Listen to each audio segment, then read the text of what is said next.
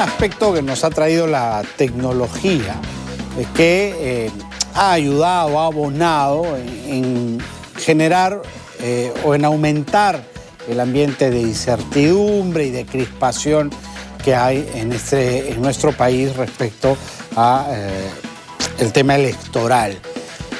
Son conocidas como fake news o noticias falsas, que son muchas veces elaboradas de manera deliberada para generar una confusión, indignación frente a alguno u otro tema, que son esparcidas por anónimos y que empiezan a correr viralmente por las redes sociales y terminan asumiéndose por desinformación en algunos sectores como verdaderas, siendo absolutamente falsas.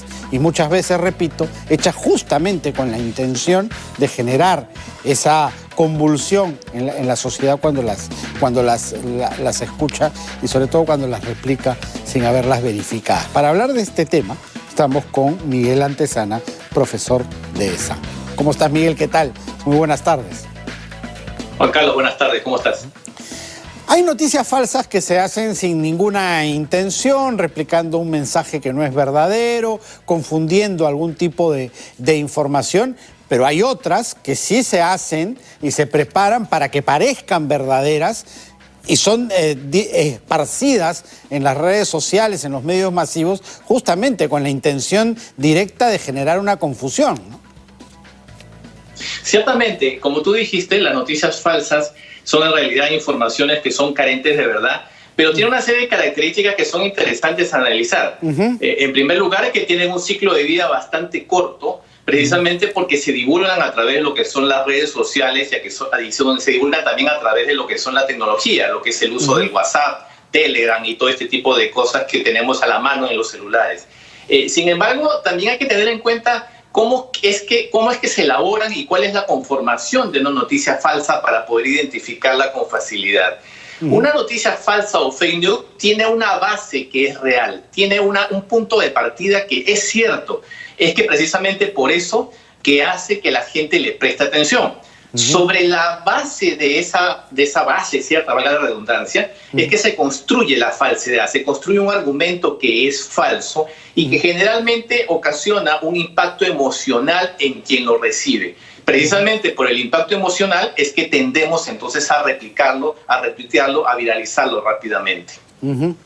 ¿Cuáles son los pasos que yo debo seguir cuando recibo una noticia que me ha llamado la atención y, como tú dices, me ha generado algún tipo de sentimiento? Porque generalmente se apela a sentimientos de ira, indignación, ¿no?, respecto a un hecho, para lograr seguir el camino correcto y determinar si esa noticia es verdadera o es falsa. Bueno, en primer lugar, como tú has dicho, cuando yo recibo esta noticia yo voy a tener un impacto y ese impacto emocional va a hacer que instintivamente yo trate a replicar, a compartir la información con los seres cercanos, los seres queridos. Sin embargo, lo primero que también debería hacer es detenerme y verificar si ciertamente esto se corresponde con la realidad e ir hacia lo que son los portales de información oficialmente establecidos, es decir, de periódicos, de televisoras, de radios, para ver si esta es una noticia cierta, que está sucediendo en realidad y que no solamente está corriendo en paralelo por las redes sociales y a nivel privado. En este tipo de situaciones es fundamental verificar eso, contrastar con la realidad.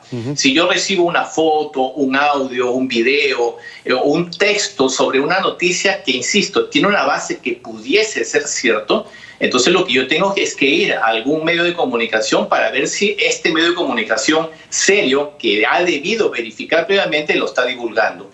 Si no encuentro ese contraste, si no encuentro esa en la realidad, que está transmitiéndose a través de los medios oficiales, de los medios de comunicación, entonces es muy probable que esté frente a lo que es una noticia falsa o fake news.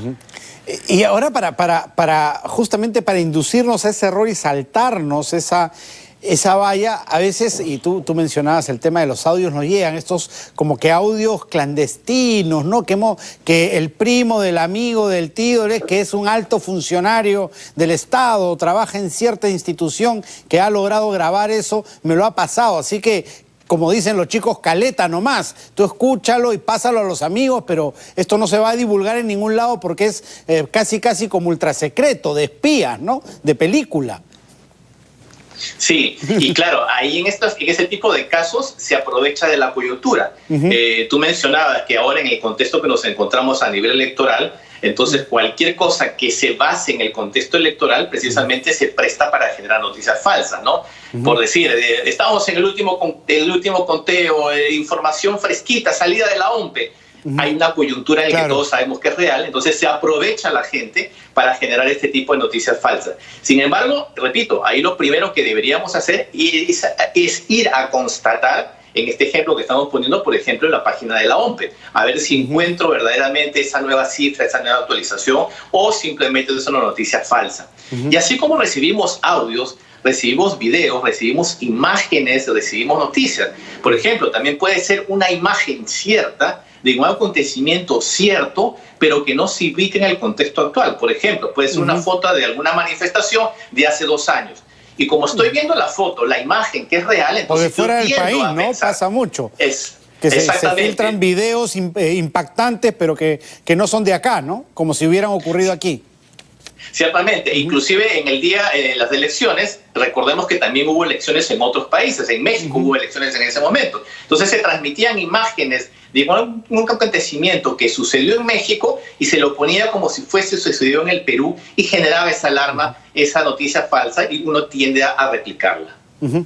Ahora la tecnología también permite pues esto de data analítica y de que nuestros dispositivos prácticamente nos leen y mandan información y generalmente lo que nos llega son temas de nuestro interés, por eso a veces capturan rápidamente la atención del público, ¿no? Sí, y también creo que hay que destacar en esta coyuntura, sobre todo lo que hemos vivido en las últimas semanas, cómo también han surgido instituciones públicas y también privadas independientes que han hecho la labor de lo que se llama el fact-checking, es decir, chequear y verificar las noticias falsas. Porque así como las noticias falsas te llegan muy rápidamente y circulan rápidamente, también hay que destacar que también están circulando los desmentidos a esas noticias falsas. Instituciones públicas que también, en este caso, tuitean y dicen esta noticia es falsa y ponen el argumento para que la gente se sienta segura que no es un desmentido. Por ejemplo, ha hecho un muy buen trabajo en redes sociales respecto a eso, ¿no? A no quedarse callado y a evidenciar las noticias que tienen algún tipo de dato falso o que son enteramente falsas, ¿no? La OMPE, el Jurado Nacional de Elecciones y, como digo, también iniciativas independientes que han hecho esta labor de fact-checking, que yo creo que ya está comenzando a instalarse en todos los medios de comunicación, en la verificación de las noticias falsas, lo cual por supuesto es muy saludable porque eso también genera confianza en el ciudadano, en los medios de comunicación, y también incide positivamente en la reputación del medio, porque se está cuidando de no replicar una noticia falsa que también pudiera caer en esa circunstancia de casualidad o simplemente sin mala intención. Claro, finalmente, lamentablemente, digámoslo así, las personas comunes y corrientes prefieren creer antes que hacer este trabajo que tú dices, ¿no? De verificación, y eso lo que hace que estos mensajes terminen corriendo rápidamente. ¿Cuál sería la recomendación al ciudadano común y corriente para frenar estas fake news, estas noticias falsas que rápidamente se diseminan? Yo creo que aquí debemos todos tener esta costumbre de la verificación de las noticias e inclusive también primero consultar a quien tenemos al lado. Hay que tomar en cuenta que también a veces las fake news le llegan a las personas mayores, personas de tercera edad, que no necesariamente tienen un dominio de la tecnología. Tienen un celular inteligente, tienen un celular quizás con pantalla, con acceso a internet, pero no necesariamente tienen la habilidad de irse a internet y verificar las noticias. Claro. Y estas personas son las que generalmente también se impactan más rápidamente. Entonces yo creo que como ciudadanos también tenemos que velar por la seguridad, la tranquilidad de los adultos mayores, o inclusive también en el otro extremo, de los más jóvenes, que los más jóvenes también tienen acceso a la tecnología y ellos son los que replican rápidamente las noticias falsas. Entonces, en el medio, los que estamos, quizás los adultos, las personas que tienen un grado de educación y acceso a la tecnología, deberían contribuir precisamente a hacer salud en la parte de la noticia, a no contaminar y no incidir en un ambiente negativo, porque finalmente las noticias falsas lo que generan es esta desestabilización e intranquilidad. Sí, porque finalmente pueden causar mucho daño, no son inocuas.